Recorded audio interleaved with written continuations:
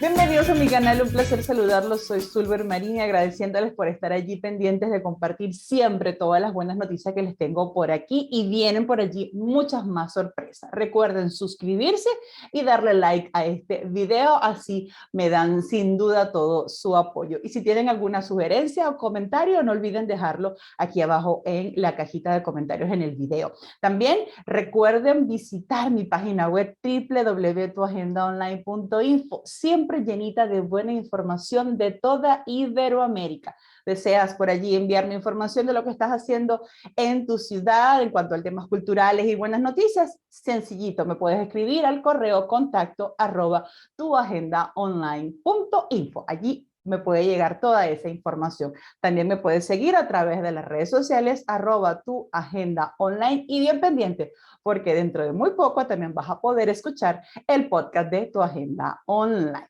En el día de hoy nos vamos para Argentina, específicamente para Buenos Aires, a conocer una partecita de la maravillosa historia de una de las instituciones culturales más importantes de esa nación, el Museo Nacional de Bellas Artes en Buenos Aires, Argentina.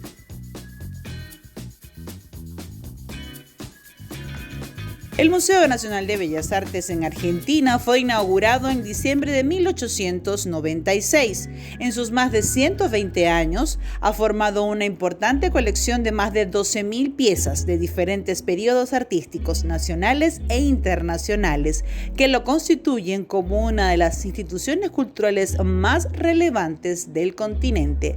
Los invito a conocer su historia. Estoy feliz de recibir en el día de hoy a Andrés Duprat, ella es el director del Museo Nacional de Bellas Artes en Argentina, para que nos cuente un poco la historia de este importantísimo centro cultural de Argentina, que además tiene una historia maravillosa y ya Andrés nos las va a contar. Andrés, un placer saludarte, ¿cómo estás? Gracias por invitarme a contar un poco nuestra historia. Sí, me parece maravilloso porque además, investigando más sobre la historia del museo, lo sigo desde hace muchísimo tiempo a través de las redes sociales, pero esa historia tan bonita, cómo ha ido formándose este museo, además tuvo un hombre de las artes, conocedor, reconocidísimo en Argentina en cuanto al tema cultural. Cuéntame un poco primero la historia del museo y después cómo te involucraste tú también como director del museo. Sí, la historia del museo es la historia, si se quiere, de una pasión colectiva. A mí eso me interesa mucho, que es como la suma de voluntades a través del tiempo. Es un efecto antiego, si querés, porque uno siempre yo, y desde que yo estoy en el museo sentí que hace ya 6 años, te sentís como una pieza pequeña que permite que una institución de más de un siglo siga funcionando y que uno después le va a pasar la posta a otra persona y que va a seguir. Y ese es un sentimiento muy interesante de servicio público, ¿entendés? Como uno siente que está aportando un pequeño granito de arena a una historia larguísima que empezó a fines del 19. Y es muy lindo porque eso que tú comentas, lo sentí al leer la historia, cómo todos han ido colocando un granito dentro de esa Claro, historia la maravillosa. historia del museo, se inicia a fines del siglo XIX, en 1895 ya se firma el decreto para la creación y en 1896, en la Navidad, se crea el Museo Nacional de Bellas Artes, que primero se ubicó en un edificio que hoy es un edificio muy conocido de Buenos Aires porque son las Galerías Pacíficos, que, que en gran parte es un shopping y en otra parte es un centro cultural. Bueno, ahí es donde empezó a funcionar. De hecho, ahora, y esto es bastante novedoso, esa parte de centro cultural que desde su creación estuvo gestionado por una fundación, pasó a manos del Ministerio de Cultura, del cual depende el museo, que es como debía haber sido en origen, y va a haber ahora un centro cultural, que se llama Centro Cultural Borges, con un espacio para el Museo Nacional de Bellas Artes, como un poco un testimonio de que allí comenzó de este museo tan importante. Entonces va a haber un espacio dedicado a exhibir la historia del museo, esa que vos decís que también es tan interesante, con fotos de época, documentos, incluso una sala de exposición de obras. Así que estamos contentos, porque eso es interesante, es como un señalamiento de dónde comenzó toda esta aventura. Esa primer sede del museo duró hasta la primera década del siglo XX. El museo en esa época era dirigido por su fundador, que es Eduardo Schiaffino, que era una persona también, te digo, para estudiarla, porque era un intelectual, pero era además una especie de emprendedor, era artista, era una época, digamos, donde no estaba todo tan normatizado, ese tipo de trabajos como es ahora, donde uno sabe cuál es la misión, qué es lo que debe hacer. Entonces Schiaffino además vivía, por ejemplo, su vivienda era ahí en el museo, en la Galerías Pacífico. Eso es un dato bastante interesante también de cómo él se dedicaba a eso. Y hacía viajes a Europa, porque en esa época, a fines del 19, un poco el faro era la Europa culta, ¿no? Él viajaba con valijas, con dinero para comprar obras para el museo, lo que hoy sería por lo menos irregular si yo viajase con una valija Totalmente. a ver qué me gusta para comprar. Pero gracias a eso, que él lo hacía con mucha responsabilidad, él empezó a comprar obra que en ese momento era contemporánea y que hoy sería imposible de pagarla. Por ejemplo, no sé, un cuadro de Paul Gauguin, él lo compró en la galería en ese momento. Bueno, hoy vale decenas de millones de dólares, sería imposible. Así que fue una acción muy interesante. Y la colección, como no podía ser de otra manera, se fundó con colecciones privadas, con donaciones de colecciones privadas de las familias patricias, como se dice acá, de las familias más nobles, más ricas. Era una época en la que Argentina era muy rica, vale decirlo. Entonces se fundó un poco con esos aportes. Con el paso de los tiempos se fue equiparando, pues el Estado empezó a tener un rol más importante, entonces fue otorgando de presupuesto para la infraestructura, incluso para comprar obras. Pero hoy sigue de alguna manera esa sociedad público-privado, pues el museo tiene una asociación amigos que se dedica a juntar fondos para el museo, y entonces el presupuesto del museo tiene una gran parte mayoritaria, que es el presupuesto público, ¿no?, que garantiza su funcionamiento, y tiene también un porcentaje de dinero proveniente de la articulación con empresas privadas, con socios. Tiene 3.000 socios la asociación, hacen actividades de recaudación, así que gracias a eso también, a esa articulación, el museo funciona bien. ¿Y Te qué termino un poco la historia del museo rápidamente, porque si no, que es, bueno, luego del Bon Marché, que era ese mercado en las Galerías Pacíficos donde se fundó el museo, en 1889 fue la Exposición Universal de París, muy importante, donde se hizo la Torre Eiffel, por ejemplo, que iba a ser provisoria. Bueno, Argentina presentó un pabellón de hierro y vidrio, como se hacía en esa época de arquitectura industrial, y ese fue el pabellón argentino. Ese pabellón, después de la feria, se desarmó y se trajo en barco a la Argentina, y fue armado en un lugar céntrico, en Plaza San Martín, en el barrio de Retiro, en Buenos Aires, y ese fue el destino segundo, alrededor de 1909, 1910, pasó el museo a ese espacio. No sin quejas, porque parece que, claro, el edificio era de hierro y vidrio, no era lo mejor para exhibir obras de arte, para cuidarlas, pero bueno, es lo que es la historia también de la cultura. Y ahí estuvo hasta la década del 30, y en el 33, un arquitecto muy notorio de esa época, que se llamó Alejandro Bustillo, que hizo grandes obras en Argentina, grandes obras arquitectónicas, como el Hotel Yao Yao en Bariloche, como el Hotel Provincial de Mar del Plata. Son obras icónicas, el Banco Nación de la Argentina.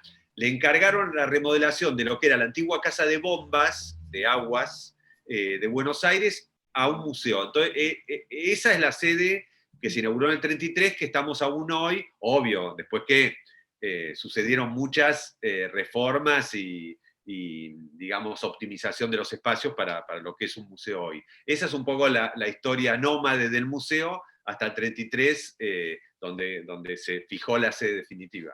Como comentaba cuando arrancábamos esta conversación, la historia del museo es apasionante. Con solamente la historia de esa infraestructura, todo lo que ha sido, como tú lo comentabas, ese viaje nómada que ha tenido el museo, me parece fantástico. Y todos esos cambios, como lo adelantabas en relación a la colección. Sin duda, el siglo pasado, el buscar todas esas obras de arte, ir directo a Europa, a buscar a los artistas, a verlos como los hacían, traerlos a América y que sean unos grandes tesoros. Esa colección del Museo Nacional de Bellas Artes de Argentina, ¿qué tiene? Que puedas decir, estas son unas joyas que ustedes solo las van a ver aquí en este museo.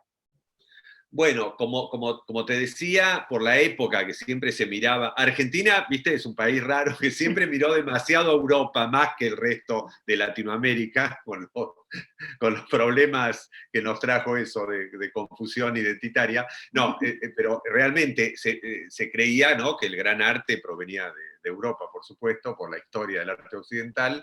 Entonces tiene una colección muy interesante de arte europeo, con artistas maestros del arte como, no sé, Tintoretto, Rembrandt, tiene una sala entera de Goyas, tiene obra de El Greco, que yo estoy haciendo memoria, recorriendo el museo, o sea, tiene obra muy importante. Después tiene mucha obra del impresionismo europeo, o sea, realmente tiene obras de Gauguin, como nombré, de Camille Pissarro, tiene obra de Van Gogh, y más para acá tiene obras de lo que imagines. Es raro realmente y notorio la colección. Tiene obras de Picasso, de Chagall, de Paul Klee, de Kandinsky, no sé, de arte norteamericano también tiene muy buenas piezas, de Mark Rothko, de Pollock,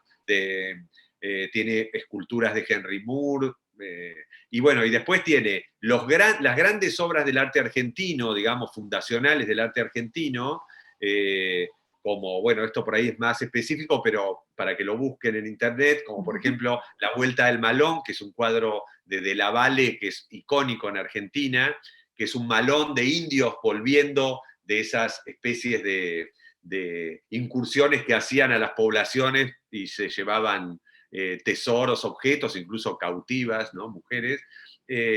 Después, no sé, obras como toda la serie, o casi toda la serie de la guerra, de lo que se llamó la Guerra de la Triple Alianza, hecha por Cándido López, que fue un artista del 19 que fue soldado y documentalista de esa guerra terrible entre Argentina, Uruguay, Brasil, Paraguay. Y bueno, esa serie está, la mitad de esa serie está en el Museo Histórico Nacional y la otra mitad está en el museo. Realmente son unas piezas muy interesantes. Otra pieza icónica, como Sin Pan y Sin Trabajo, que también es de fines del 19, que también es como, son nuestras Giocondas, un poco esas obras. Y lo que hicimos hace 2 años, pues el museo tenía una colección de arte precolombino muy interesante, que se fue enriqueciendo, incluso hubo una donación hace más o menos 2 años, nueva, pero eso se exhibía temporariamente, en momentos se exhibía, parcialmente, etc. Y lo que hicimos, te decía, hace 2 años, es generar un circuito de arte latinoamericano, como una perspectiva latinoamericana que uno, si no tiene tanto tiempo para ir al museo, nosotros recibimos muchos extranjeros, alrededor del 30%, bueno, cuando no había pandemia eran extranjeros, entonces, qué sé yo, uno, obvio, si vos vas y ves estas piezas que te digo, de Van Gogh, Picasso, obvio que son impresionantes, pero quizás al turista europeo no es que le llama tanto la atención venir a Buenos Aires a ver una pieza de Gauguin. Entonces, hay ese recorrido que empieza con una sala de arte precolombino que es interesantísima, pues es una sala de piezas de arte precolombino de la región donde está Argentina, digamos, no es una pieza, no es arte precolombino de México o de Honduras o de Centroamérica, sino específicamente de nuestra región, o sea, sirve como antecedente, digamos, a los desarrollos artísticos de acá, y después hay una sala de arte colonial, y desembocás en 4 salas de arte argentino del siglo XIX, que es como son los maestros fundadores del arte. Después sí, en el primer piso está muy desarrollado el arte del siglo XX en Argentina y en Latinoamérica. Qué interesante recorrer todas esas obras y conocer un poquito, como tú lo comentabas, Andrés, es bien interesante ir al museo para ver esas obras con sello argentino, porque bueno, esas grandes obras están sumamente documentadas, podemos conocer mucho de ello, pero de pronto al turista cuando llega al museo conocer un poco más del arte argentino es bien interesante, pero no quiero que se nos pase la oportunidad. Ya ustedes escuchan a Andrés, que es un apasionado del arte, de todo lo que tiene que ver con el museo, pero ¿cómo te involucraste, Andrés, como director del Museo Nacional de Bellas Artes en Argentina o un arquitecto amante del arte? Sí, sí, como vos decís, yo me formé como arquitecto. Lo que pasa es que siempre me parecieron insuficientes las categorías, pues uno tiene intereses. Claro. Siempre me gustaron las artes visuales, me interesaron estudiarlas, por ahí no en forma académica como estudiar arquitectura, pero bueno, viste que el mundo te dispone de determinada, la sociedad te dispone de determinada manera. Yo soy un ejemplo de transversalidad, porque te digo que no respeto mucho esas convenciones y voy por lo que me interesa. Por ejemplo, en los últimos años me dedico también, además de la gestión cultural, soy guionista de cine, que también para mí es algo muy cercano y que se toca con mis intereses. Y bueno, y no estudié cine en una academia de cine, pero bueno, me gusta eso, y lo estoy desarrollando hace años con mucha felicidad. Entonces, yo era arquitecto, pero siempre me interesaron los museos como fenómeno también, y la historia del arte. Entonces, desde muy temprano, yo soy de una ciudad que se llama Bahía Blanca, que queda al sur de la provincia de Buenos Aires, a 700 kilómetros de Buenos Aires. Entonces, muy temprano fui invitado a ser el director del Museo de Bellas Artes de esa ciudad, que es una ciudad mediana. Entonces yo paralelamente con la arquitectura siempre estuve un poco en la gestión, ¿no? Soy muy de acción más que un teórico, digamos. Eh, Después, unos años después, fundamos el primer museo público de arte contemporáneo de la Argentina, ahí en esa ciudad, en Bahía Blanca, que es el Museo de Arte Contemporáneo de Bahía Blanca, y eso fue también un punto importante, porque había muchos museos de bellas artes, como se dice acá, pero había pocos espacios públicos dedicados justamente a dar visibilidad y estímulo a los artistas contemporáneos, ¿no? Y después de varios años dirigiendo el Bellas Artes de Bahía Blanca y el Museo de Arte Contemporáneo, me vine a Buenos Aires. Eso también es una especie de diseño geopolítico de Argentina raro, que por ejemplo en Chile sucede también, que está todo muy concentrado en Santiago. Argentina también sucede eso, que es Buenos Aires, la gran ciudad cosmopolita, y menos atendido las ciudades de las provincias. Eso, si bien yo también lucho con revertir de alguna manera o intentar revertir un poco esa situación, es un poco así como está configurado. Entonces, si te dedicas a temas, bueno, a muchos temas, porque también si sos futbolista, en un momento te vas a Buenos Aires a jugar en un club más grande que el de tu ciudad o el de tu pueblo. Entonces, eso hace que muchos migremos hacia la gran ciudad.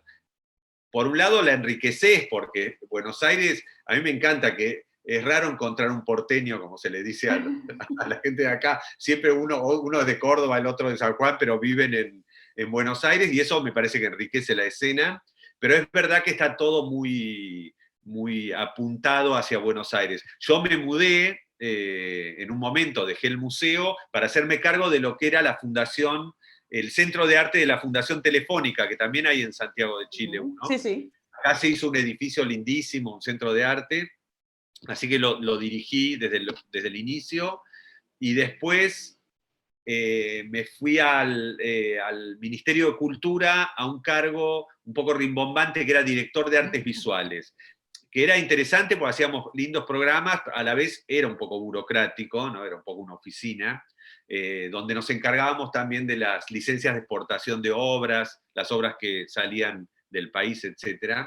Y después, en el Museo Nacional de Bellas Artes, que es el museo de artes visuales más importante, por suerte comenzó esta modalidad de los concursos. Entonces, yo ya estaba grande, venía de tener mucha experiencia en el Ministerio de Cultura, y me pareció que, si bien yo venía más del arte contemporáneo, en un momento, esto es personal, pero pasa, en un momento dejás de estar tan en sintonía con el arte contemporáneo, bueno, pues es un tema cronológico, pues ya, no sé, hay artistas de 20 años, yo tengo 57, ¿viste? Vas desconectando, están más cerca, digamos, de la cosmovisión de mis hijos, si querés.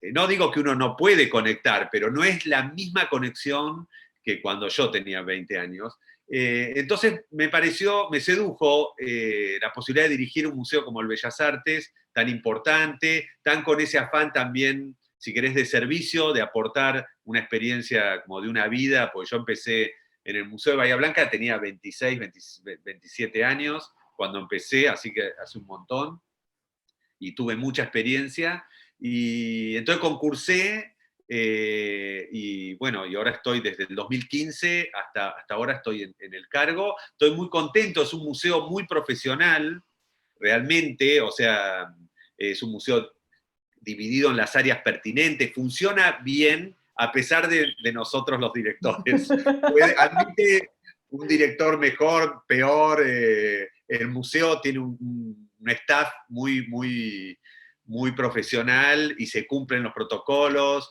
y las obras están súper bien cuidadas. La verdad que es un lujo ser como por un tiempo el comandante de semejante transatlántico, ¿no? Qué maravillosa historia, porque además eso que tú comentas al final es bien importante, ¿no? Esos grandes museos tienen un equipo gigante, está a la cabeza, que es Andrés Duprat, pero hay un equipo gigante que se encarga de mantenimiento de obras, realización de actividades, creación de contenidos, es un trabajo muy grande. Tú hablabas de todo ese equipo y de todo ese trabajo interno. ¿Cómo establece Andrés Duprat y su equipo las actividades, las exposiciones, los ciclos de cine, todo lo que pasa dentro del Bellas Artes? ¿Cómo se triangula Bueno, todo eso? hay como un organigrama donde, con áreas que obvio nosotros lo renovamos, pues se va renovando también por épocas, cosas, no sé, hay actividades. Los museos, está bien decirlo, fueron creciendo mucho, no solo en Argentina, en todo el mundo realmente. En las últimas décadas, la verdad que los museos se transformaron en los grandes lugares de atracción de las ciudades, ¿viste? Uno pensá, no sé, vas a Nueva York y vas al MoMA o al Met, o sea, son realmente estrellas, o al Whitney, lo mismo. Los museos le han quitado espacio a las iglesias, digamos, que antes eran los lugares de encuentro, y son los grandes lugares de encuentro, bueno, además de los shopping, supongo, de las ciudades que uno va a ver, por incluso la arquitectura es fabulosa de los museos. O sea, por ahí hay gente que le interesa menos las artes visuales, pero vas a ver, no sé, la arquitectura del Guggenheim de Bilbao, que ya es impresionante.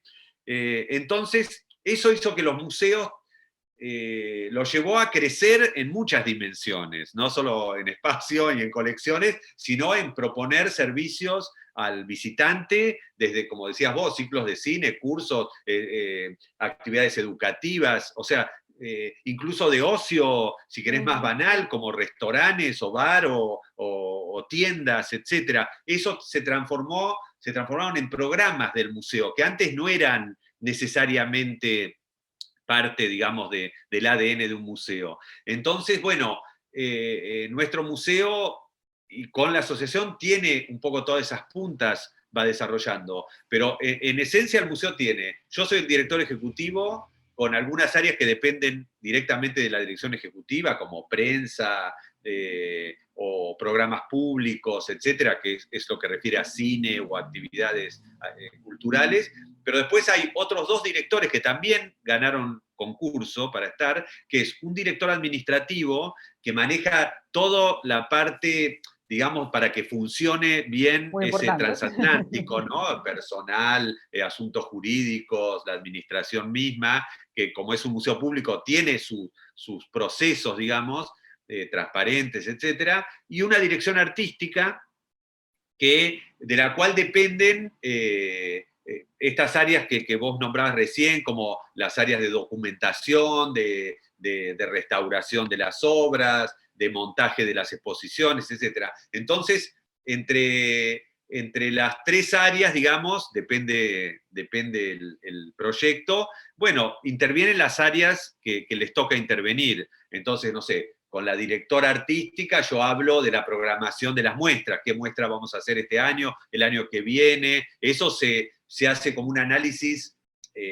anual, no es que se va decidiendo, bueno, ahora esta, la que sigue es esta, sino que se ve un poco qué es lo que propone el museo en el tiempo, en los próximos años, para que sea variado e interesante y esté también ayornado con las problemáticas contemporáneas, desde cosas de la colección hasta las muestras temporarias, porque nuestro museo es un museo de colección, tiene una gran colección, como hablábamos antes, que está siempre presente, que lo mismo sucede, qué sé yo, en el Museo del Prado en Madrid, ¿viste? Uno va y está la colección, o en el Louvre, pero también hay muestras temporarias que dinamizan un poco la actividad, ¿no? Entonces, esas son muestras que a veces no son obras de la colección del museo, vienen de otros museos o de colecciones, se presentan, puede ser de un artista, puede ser de un movimiento artístico, puede venir de un tema de investigación, y esas duran, no sé, 3 meses y después se van. Entonces, eso es un poco la articulación en temas de artes visuales, es cómo articulas la colección permanente con las muestras temporarias. Y eso se hace con las distintas áreas que intervienen. Una vez que decidimos los proyectos, van interviniendo las áreas, pero funciona bien. Me parece sumamente interesante conocer, porque uno llega a un centro cultural, llega a un museo y ve la estructura, ve las obras, pero ver lo que hay detrás, ver todo ese trascámara, todo ese trabajo que hace ese equipo, todo ese engranaje para lograrlo es bien interesante y es bien importante también darlo a conocer. Hablabas de todo ese equipo, hablabas de todo ese trabajo y pasó 2020, 2021 va terminando y estos 2 últimos años han sido de mucho cambio. ¿Cómo ha sido en el caso del Museo Nacional de Bellas Artes en Argentina, en Buenos Aires, la adaptación digital, Andrés? Porque sin duda el cambio digital se aceleró, la cultura digital se impuso y va a quedar, creo yo, porque incluso lo he conversado con varios directores de centros culturales, llegó para quedarse. ¿Cómo es en el Bellas Artes en Argentina? Sí, lo de la pandemia fue terrible, bueno, a nivel mundial, eso de más está decirlo, todos lo saben, pero hubo pues de pronto cerraron todos los museos y centros culturales del mundo, realmente fue inédito, y yo creo que para buscarle el lado bueno a la tragedia, sirvió un poco para apartarte de los problemas de la dinámica que tenías, que uno siempre estaba mirando, resolviendo los propios problemas sin mirar al costado. Yo creo que sirvió ese parate para parar la pelota, como se dice, y mirar un poco alrededor y ver que estamos todos como en el mismo barco, ¿viste? Entonces, museos grandes como el Louvre al lado de un museo de provincia, o sea, a todos los atravesó la misma tragedia, tuvieron que cerrar, punto, tuvieron y estamos todavía como en riesgo de ver cómo se mantiene toda la estructura, etc. Así que eso para mí fue un aprendizaje. Por ejemplo, nosotros en Argentina en esos meses formamos una red de museos como de emergencia, ¿viste? De museos, centros culturales, etcétera, de Argentina, que estábamos sometidos al mismo problema. Entonces, para tratar de ayudarnos con la solución de uno, si le servía al otro, de mirar un poco qué pasaba en otros museos de otras latitudes, en Asia, en Europa, etcétera, y ver qué uno podía, digamos, utilizar de ciertos aprendizajes o progresos que uno veía en otros países con respecto a esta situación. O sea, en ese sentido fue terrible. De hecho, yo creo que hay muchos centros culturales y museos que no se van a poder reponer fácilmente. Y, o sea, es trágica la situación. Y en el caso del Museo Nacional de Bellas Artes, es un museo público, con, como te decía, que la mayor parte de su presupuesto es pública, o sea que eso garantiza, no es que es un museo que vive de cortar tickets de entrada o de vender cosas en la tienda. Entonces, en ese sentido, la situación es un poco, si querés, mejor que otras instituciones que están más libradas al funcionamiento, ¿no? A que la gente vaya, etc. El Estado argentino se portó muy bien en el sentido que se mantuvo toda la planta, no hubo ninguna novedad en ese sentido que podría haber pasado, como despidos, achicamiento de la planta. En eso el Estado respondió rápidamente. Yo creo que Argentina es un Estado un poco fundado en la idea del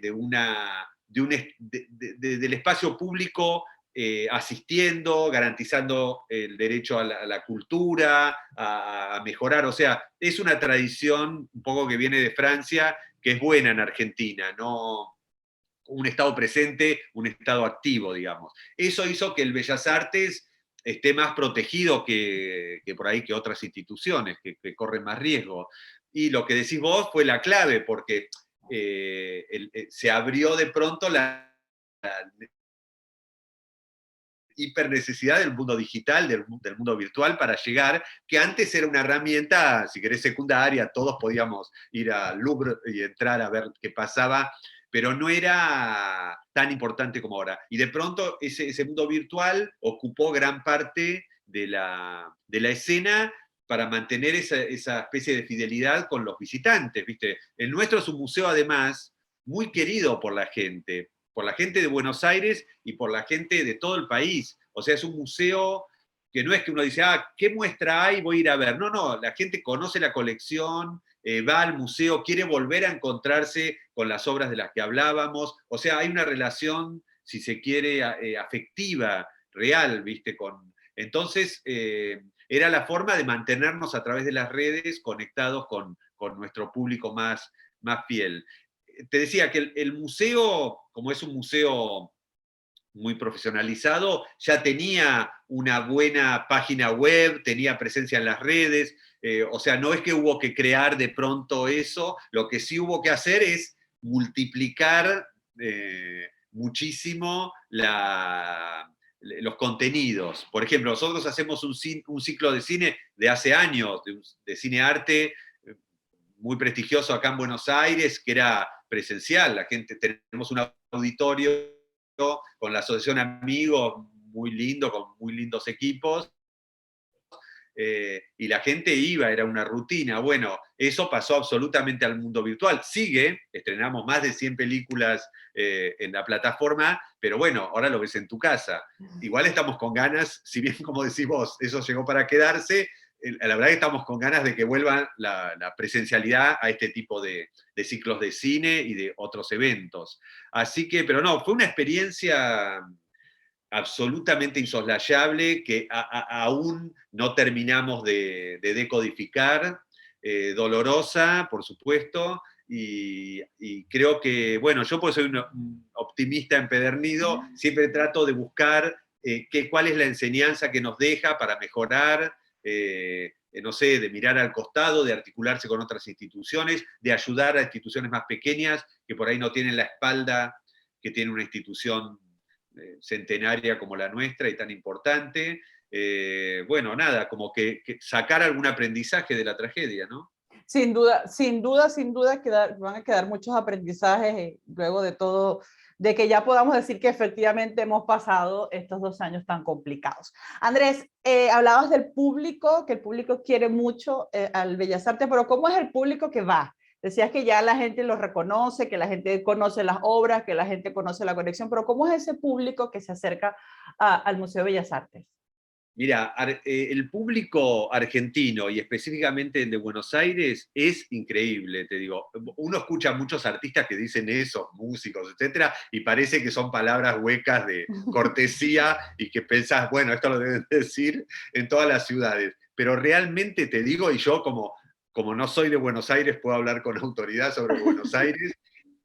Buenos Aires es una ciudad culturalmente poderosísima, no tanto por las políticas públicas o privadas, porque la gente está imbricada esa actividad en el cotidiano realmente, o sea, es parte de la sociedad, no es algo extraordinario como uno dice, bueno, hoy voy a hacer un programa rarísimo, nuevo, no, no, está absolutamente imbricado con la dinámica urbana y con la dinámica social.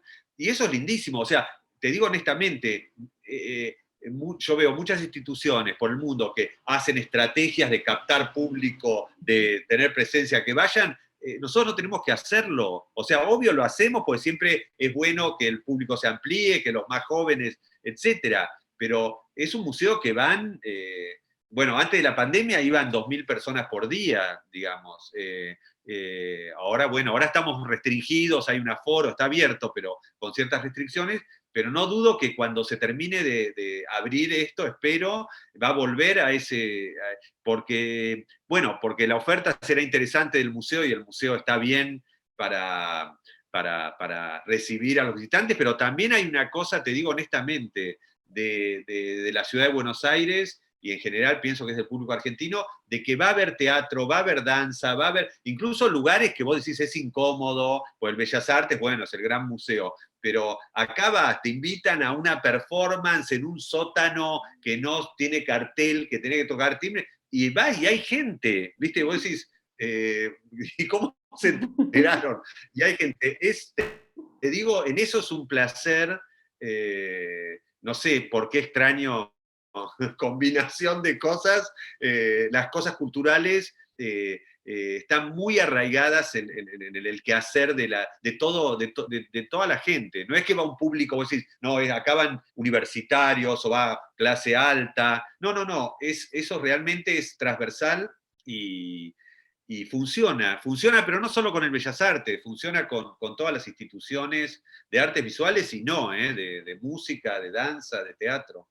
Sí, hay una gran cultura y un gran amor verdadero por ir a todas esas actividades en la Argentina.